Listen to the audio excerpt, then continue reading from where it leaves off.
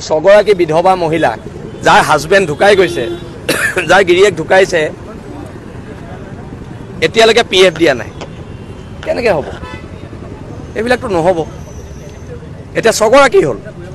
কৃষ্ণ আগৰৱালাই মানুহৰ জীৱনক লৈ হেতালি খেলিব আৰু আমি ইয়াত চাই থাকিম, এইটো বস্তুটো নহ'ব। কোনো ধৰণৰ গাইডলাইন্স ফ'ল' কৰা নাই, PF দিয়া নাই, একো গাইডলাইন্স ফ'ল' কৰা নাই। আটাইতকৈ আচৰিত কথা কি, আমাৰ যদি অসমীয়া মানুহ এটা ৰিগ হয়, সকলো গাইডলাইন্স ফ'ল' কৰিব লাগে, কিন্তু কৃষ্ণ আগৰৱালাই কোনো গাইডলাইন্স নাই। সেইদিনা এখন প্ৰেছ মিট দিছে, প্ৰেছ মিটখনত কি ধৰণৰ কথা কৈছে আপোনালোক আছেই। তাত সমস্যাৰ সমাধানৰ কথা, কৃষ্ণ আগৰৱালাক ব্লেকলিষ্ট কৰাৰ কথা ক'লে জানো? সেইবিলাকতো কথা কোৱা নাই যে তেওঁলোকে কৃষ্ণ আগৰৱালাৰ এগেইনষ্টত একশ্যন ল'ব, কৈছে জানো? নাই কোৱা।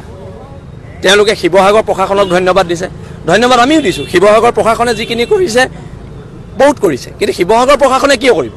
ONGC কৰিব লাগিব। আজি শিৱসাগৰ প্ৰশাসনে যিখিনি কৰিছে আমি সঁচাকৈ ধন্যবাদ দিছোঁ। যিখিনি কৰিছে আমি আলোচনাত মিলিত হৈছোঁ তেওঁলোকৰ লগত।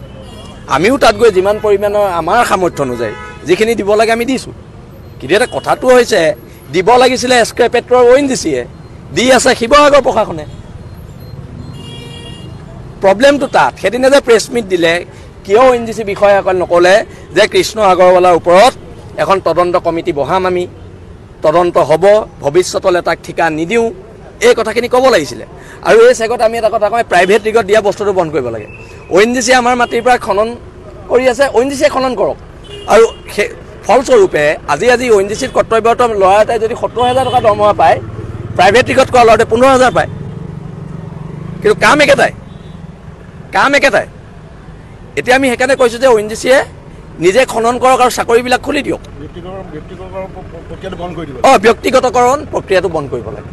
আমি 23 তাৰিখে ONGC আছাম এছত ঘেৰাও কৰিম, আৰু সিদ্ধান্তবিলাক দিল্লীৰ পৰা ল'লে নহ'ব, অসমৰ পৰা সিদ্ধান্তবোৰ ল'ব লাগিব। ONGCয়ে এই কথাখিনি আমাক প্ৰতিশ্ৰুতি দিব লাগিব, নহ'লে ONGC বন্ধ কৰি দিয়া হ'ব। ONGC যদি চব বস্তু দিল্লীৰ পৰা নিয়ন্ত্ৰণ হয়, ইয়াৰ পৰা কি নিয়ন্ত্ৰণ হ'ব? কিন্তু তেলখিনি ইয়াৰ পৰা নিব আকৌ, ডিচিশ্যন দিল্লীৰ পৰা আৰু তেল ইয়াৰ পৰা, এইটো বস্তু হ'ব দিয়া নহয়।